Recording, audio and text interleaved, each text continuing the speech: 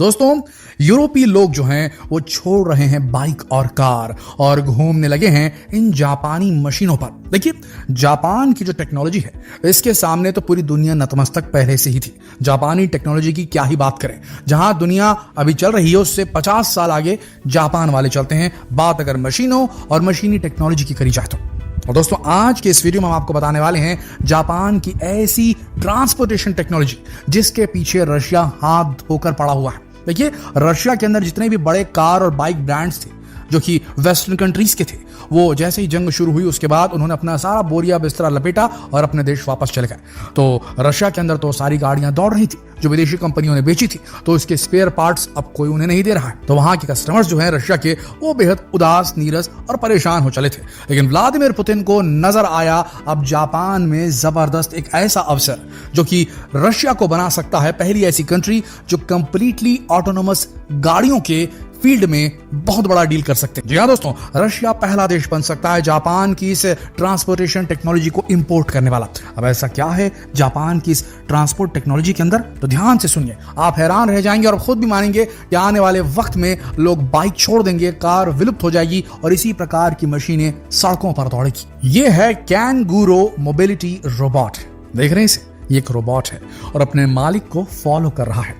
ये सिर्फ ऐसा रोबोट नहीं जो अपने मालिक के पीछे पीछे चलता रहे, ये अपने मालिक के पीछे पीछे चल सकता है और अगर मालिक बोले उसे थोड़ा सा वजन ढोने के लिए, थोड़ा सामान ढो ले यार, थोड़ी ग्रोसरीज रख ले, किराना सामान रख ले, थोड़ा कुछ और पर्सनल चीजें उसे रख ले, बैग वगैरह रख ले, तो वो रख लेगा और अपने मालिक को फॉलो करता है ये कैंगुरो मोबिलिटी रोबोट। और सबसे बड़ी बात क्या है जानते हैं, अगर मालिक को ऐसा महसूस हो अरे भाई थकावट हो रही है, तो ये रोबोट अपने आप को एक गाड़ी में, एक इलेक्ट्रिक स्कूटर में कन्वर्ट कर लेता है। फिर मस्त आराम से जो मालिक है उसके ऊपर सवारी कर ले और आराम से उसको उसके गंतव्य तक, उसके डेस्टिनेशन, उसकी मंजिल तक पहुंचा देगा बिना कुछ किए। जी हाँ दोस्तों, ये एआई टेक्नोलॉजी से लैस एक इलेक्ट्रिक रोबोट है जिसे जो है एनवायरमेंटल डिटेक्शन आता है।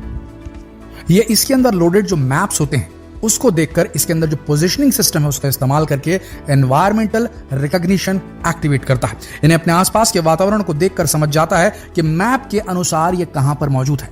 तो अगर मालिक चाहे वो अकेले चला गया हो किसी ग्रोसरी स्टोर या किसी मॉल में और उसे ऐसा महसूस हुआ कि उसे बहुत सारा सामान खरीदना है और इतना सारा सामान तो वो ढो नहीं सकता, काफी मेहनत वाला काम हो जाएगा, तो सीधा अपने मोबाइल में 2-4 बटन दबाएगा और बाकायदा अपने असिस्टेंट को अपने घर से बुला सकता है। ये इंडिपेंडेंटली नेविगेट करने में सक्षम है ये रोबोट, और कैंगुरो रोबोट जो है ये सीधा पहुंच जाएगा अपने मालिक के पास, मालिक उसके ऊपर सामान ढोएगा या फिर उसे थकावट लग रही होगी तो उस पर बैठ जाएगा और बड़ी आसानी से ये रोबोट जो है उसे बिना कोई एफर्ट के उसके गंतव्य तक पहुंचा देगा। अपने आप में जबरदस्त खोज है और ये जो है आने वाले वक्त में दोस्तों होगा क्या, पहले तो इलेक्ट्रिक व्हीकल्स का बोलबाला होने वाला है। भूल जाइए internal combustion engine, diesel petrol जलाने वाले। आने वाले वक्त में हर देश कोशिश करेगा कि कार्बन फुटप्रिंट जो है, जो पोल्यूशन फैलाने वाली चीजें हैं, उसे कम किया जाए, अन्यथा पूरी दुनिया को खतरा है। पहली चीज। दूसरा, भाई पैसे की भी तो बड़ी बात है।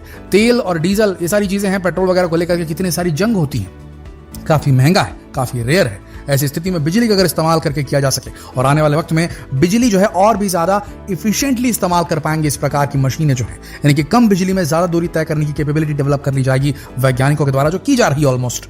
साथ में बैटरी टेक्नोलॉजी भी इस प्रकार से डेवलप हो रही है कि ज्यादा से ज्यादा बिजली छोटे से छोटी बैटरी के अंदर कॉम्पैक्टली पैक कर जा सके ताकि रेंज जो है इलेक्ट्रिक व्हीकल्स की वो बढ़ जाए। तो ऐसी स्थिति में इस प्रकार के जो व्हीकल्स हैं काफी ज्यादा काम आ सकते हैं।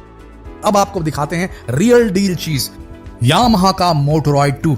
देख के दिल खुश हो गया ना, क्यों है कि नहीं भाई, देखने में एकदम साइंस फिक्शन मूवी में जो गाड़ियां होती है ना उस तरीके का नजर आ रहा है। और उसकी कैपेबिलिटी, इसकी क्षमताओं को अगर आप सुनेंगे तो आप भी हैरान रह जाएंगे और ये मान लेंगे कि भैया रशिया में जो गाड़ियों की कमी हो रही है ना, व्लादिमीर पुतिन डेफिनेटली सोचेंगे कि इस प्रोडक्ट को किसी भी तरीके से अपने देश के अंदर इंपोर्ट करवा लें, भारी मात्रा में बिकेगा भैया।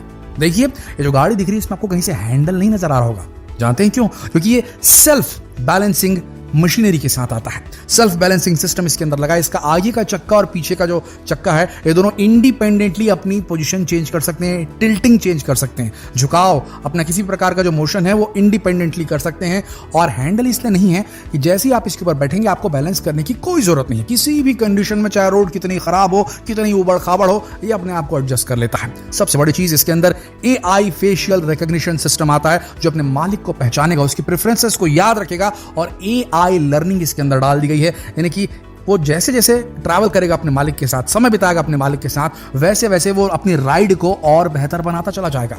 इसके अंदर हर प्रकार की टेक्नोलॉजी मौजूद है। इसके अंदर ये खुद से अपना रास्ता तय कर सकता है, खुद से अपना रास्ता खोज सकता है, शॉर्टेस्ट डिस्टेंस, ट्रैफिक वगैरह खुद से वो कैलकुलेट कर सकता है, कहां से जाना बेहतर होगा, किस तरीके की स्पीड रखनी चाहिए, किसी भी प्रकार के कोलिजन को, टकराव को, एक्सीडेंट को अवॉइड कर सकता है। और इसका इनोवेटिव डिजाइन तो देखते ही बनता है दोस्तों। सबसे बड़ी बात यह है यामाहा ने इसे बनाया है और एकदम फ्यूचरिस्टिक डिजाइन है। बड़ी चीज ये है इसके अंदर एनहांस स्टेबिलिटी है, यूजर फ्रेंडली इंटरेक्शन है। कुछ नहीं करना है, बस चढ़ जाओ इसके ऊपर, आपको आपके घर तक, आपके डेस्टिनेशन तक जैसे आप चाहो पहुंचा देगा। आने वाले वक्त में ये जो चीज है ये पूरी दुनिया पर छा जाने वाली है, मान के चलिए।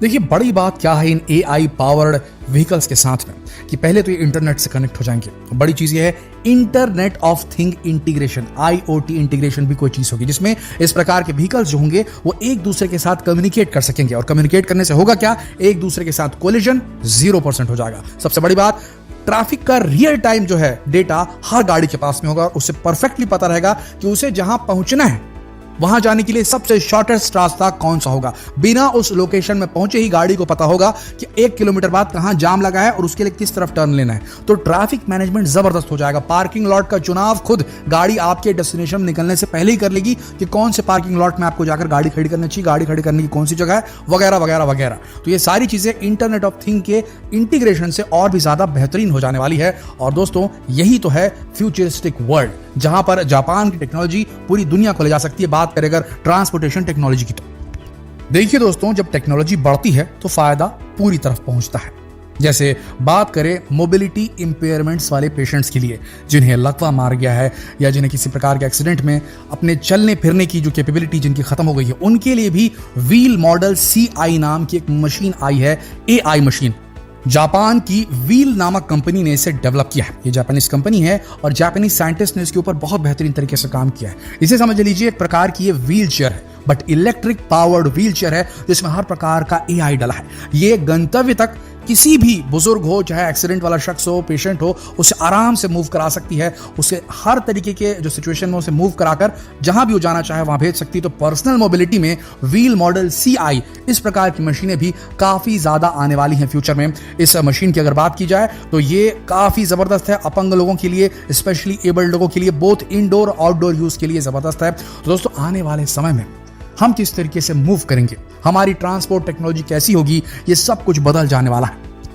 और चूंकि जापान टेक्नोलॉजी की फील्ड में काफी आगे हैं दुनिया के रेस्ट ऑफ द कंट्री से, तो उसे सबसे ज्यादा फायदा मिलेगा। देखिए आने वाले वक्त में टेक्नोलॉजिकल एडवांसमेंट, एनवायरमेंटल कंसर्न यानी कि पर्यावरण में जो हो रहा है उसे देखते हुए और अर्बनाइजेशन को देखते हुए, शहरीकरण को देखते हुए और कंज्यूमर की चेंजिंग प्रेफरेंसेस को देखते हुए ये सामने नजर आ रहा है कि इस प्रकार के AI powered vehicles, electric vehicles ये राज करने वाले हैं सड़कों पर। और हमारी कन्वेंशनल जो बाइक्स और कार थी ये सब टाटा बाय बाय होने वाला है इनका। दोस्तों इनमें से कौन सी मशीन आप सबको जबरदस्त लगी नीचे कमेंट सेक्शन में लिखकर जरूर बताएं। जितना हो सके इस वीडियो को शेयर करें, फेसबुक पर, व्हाट्सएप पर, यूट्यूब पर। धन्यवाद।